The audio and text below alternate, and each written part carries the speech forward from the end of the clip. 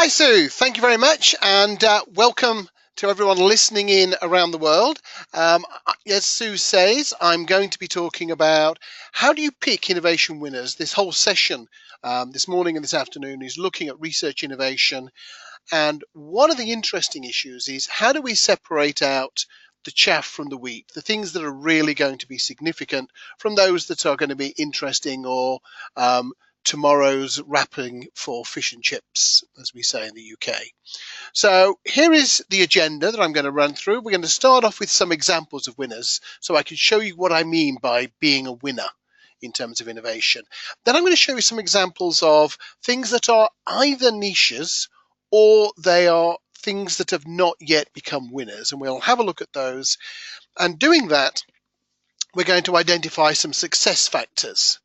And with those success factors, I'm going to stick my neck out and make a few predictions about what's going to happen in the near future in terms of winners. So big winners. Well, I think probably the clearest example is online research. So as a technology, it has come along and it is now something like 40% of all market research is done online. It's a very big player. It's an enormous part of quantitative research, and it's a growing part of qualitative research. And within that, there are some specific brands who have done very well.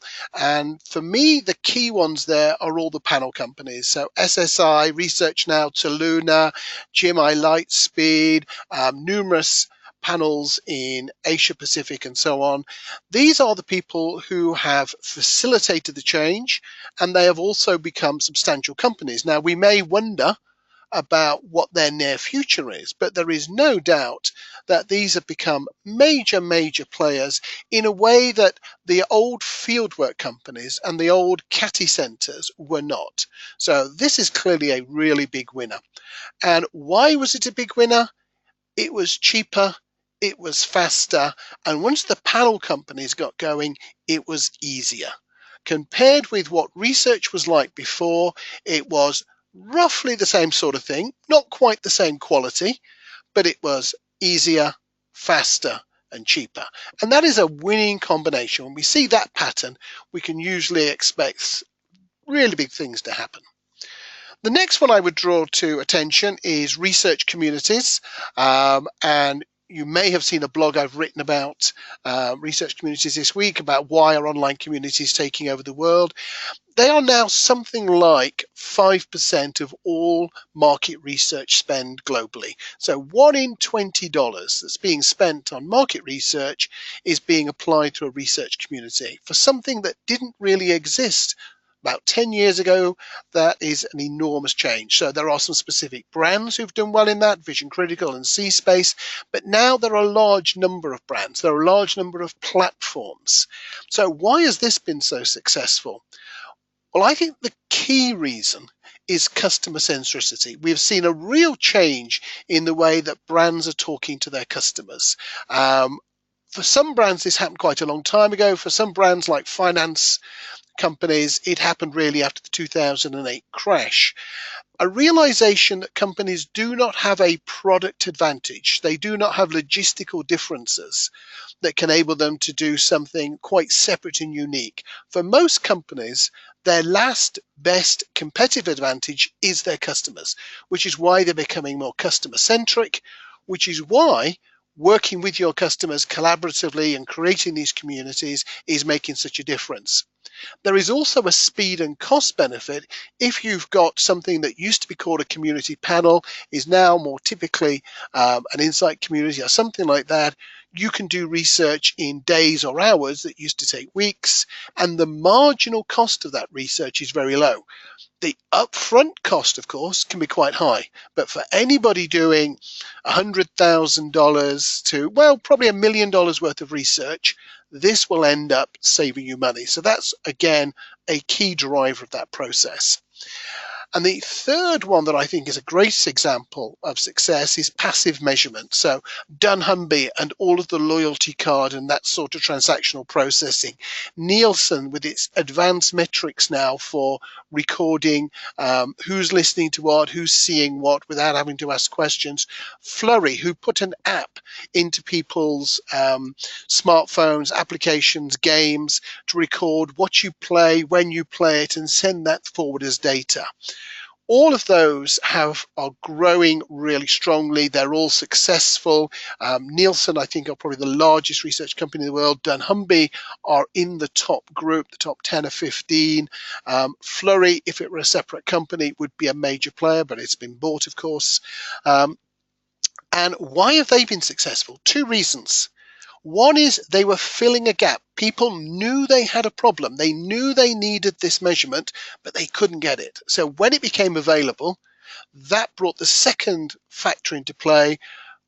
Would it deliver research on the investment? So if it was going to deliver more value than it costs, it doesn't matter how much it costs.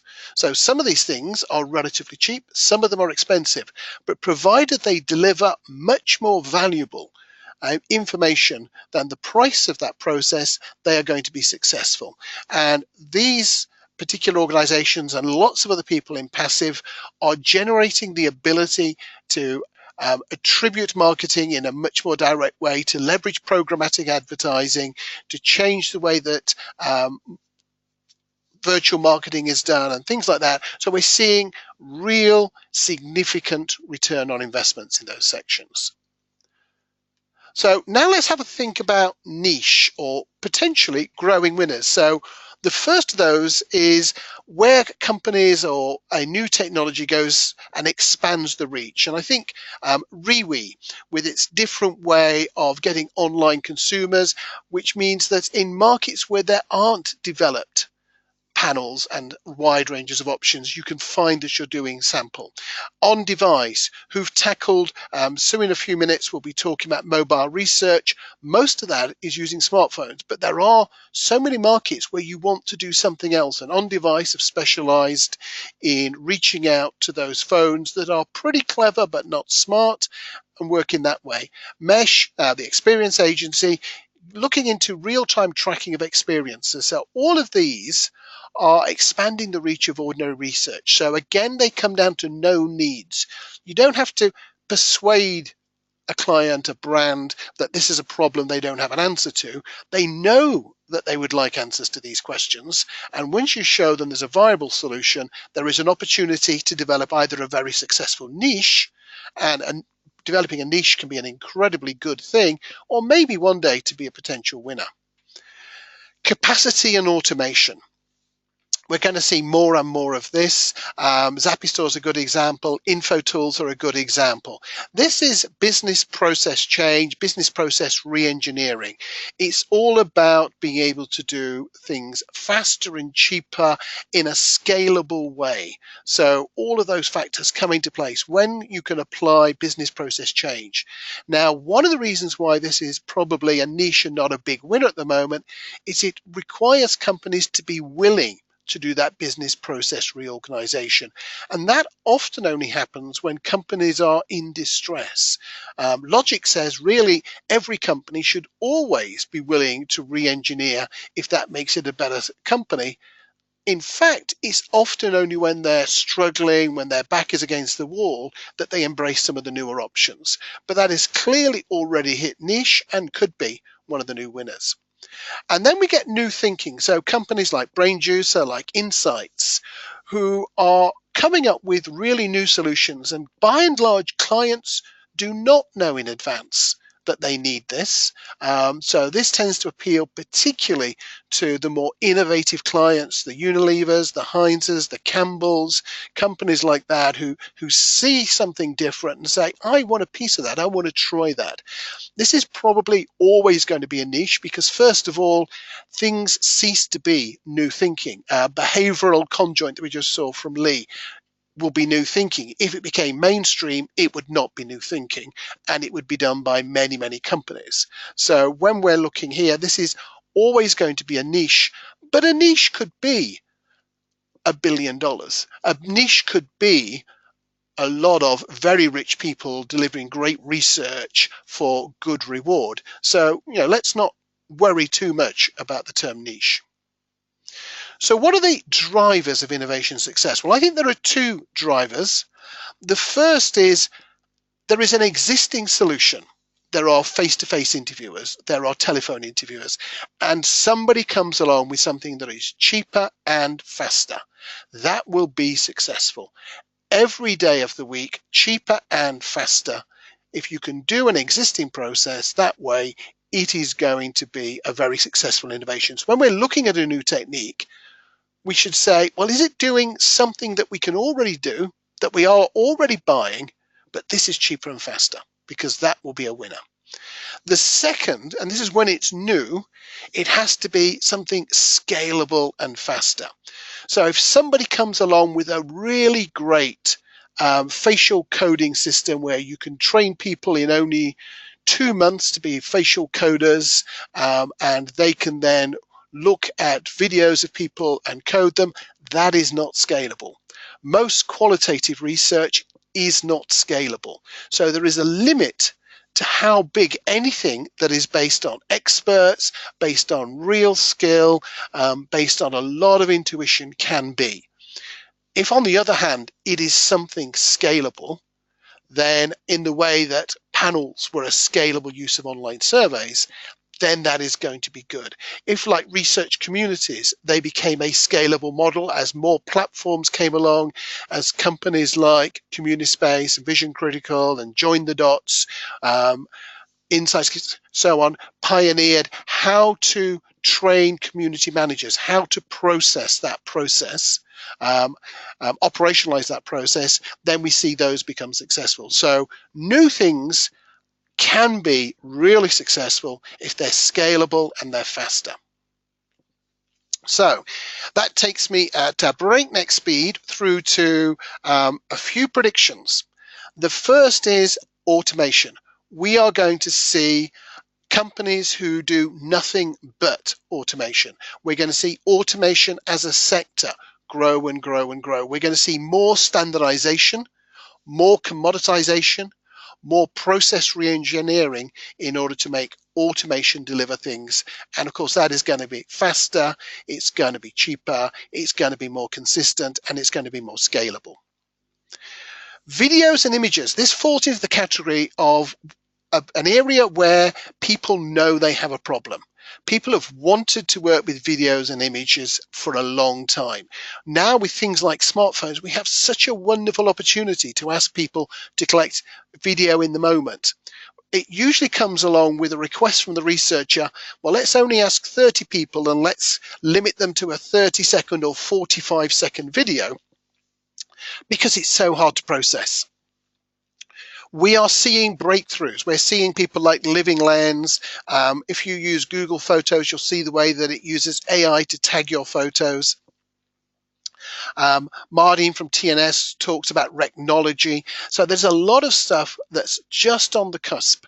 And this is going to be big because it tackles a problem that so many people know they have and they want to tackle. And provided it delivers value, it doesn't even have to be that cheap, but it does have to be scalable. It does have to be automated too. Social media, okay, we had the first growth of social media, 10 or 15 years ago, a bit of a decline. It's now beginning to make a solid comeback as people know where it fits in the picture. It doesn't replace almost any old research, although possibly, as TNS have been showing, it can replace the spine, and Ipsos have been showing it can replace the spine of tracking studies to be sort of the core driver of the process. But we're seeing new tools coming out, we're seeing new interventions, we're seeing new processes, we're seeing a little bit more automation. It needs more automation still, and then we're going to see social media again becoming more successful. Text analytics, this kind of fits in exactly the same category as video and images, and it works very strongly both with automation and social media. Text analytics is coming along in leaps and jumps. as it starts to change, we're going to see the way we conduct surveys change, because at the moment we ask one or two open-ended questions and then we shy away from doing anything really clever with them. Expect to see more open-ended questions being asked as text analytics become more central. They are used in a lot of the social media processing. It won't just be adding up scores, it will be talking about what are the connections between the pieces. It's also an essential part of having a chatbot. So those online communities will get bigger because they'll be using chatbots as moderators. So expect to see the text analytics sector grow. What I can't predict is which companies will grow, because there are so many companies coming out, so many new technologies coming out in text analytics, that it's really hard to see which will be the most successful. And finally, story finding. I think we're going to see at least a niche and maybe more of automated and semi-automated techniques of finding out what is the real story in the data. So I was at a presentation recently from the technology office at Vision Critical, and they were talking about a tool they had got which went through the data, hunting down the stories, looking and connecting past reports. I see similar work from several other companies. That is going to either be fully automated, or it will be one of these combinations of an expert and an automated system where we can find more and more information in the data. Because as we're getting into big data, as we're getting into more longitudinal studies, as we start looking, as Lee and Lizzie were talking about in the last presentation, 30,000 interviews, we need more tools to help us do story finding. Story finding will become a product. At the moment, it's a skill, but I think we're going to see that shift into being a product, and that sector will become a bigger sector. So those are my 5 predictions. Now, almost nowhere in there have I mentioned what happens if things are better. I've talked about them being scalable, I've talked about them being cheaper, faster, answering a problem you already knew you had, delivering return on investment, but I've not really talked about better. And quite often, if you come to Amsterdam in February to the IIEX, you will see a lot of new and innovative companies, and some of them will be banging on about why their solution is better. And that is a real challenge, because better doesn't often make winners. So let's start off with better, and it can really go in one of 3 directions. If you're better and you're also cheaper and faster, then you are going to be successful. If you're better and you're scalable, then that is going to lead to success. But if you're better and you rely on experts, then there are going to be some challenges, and that challenge will lead to high wages. So if you want to pick a sector to work in, being involved in designing behavioral economics experiments, like Lee and Stephen talked about, is a good place to go, because as that becomes more powerful and more adopted, then actually wages in that sector, because it's so dependent on experts, facial coding, the interpretation of a lot of neuro stuff, ethnography, semiotics at the moment, all of those highly expert driven. They're going to be niches, but they can be really fun niches to work in. Cheaper, faster is where the big money is going to be. So if you want to invest something and get the money back, then probably that's the best place to be. If you're one of the major companies, one of the big 6 or the big 10, that is a real focus, because that is where large amounts of revenue, that's the sort of area that we're talking about at the moment with online research, where we're talking about research communities, where we're talking about passive management, predictive analytics. All of those are going to see large amounts of money. And then we see it's better and it's scalable. Well, it's going to be niche money. So the investors could do really, really well. Some of the platforms, some of the systems, but actually salaries in big money and niche money are often not that great. Job rewards can be really good depending on what you're doing, but for a lot of people, they're actually very process driven. So if you're looking for a lot of fun you're looking for a really good return, that bottom line being in a better expert high wage trend might be the way to go.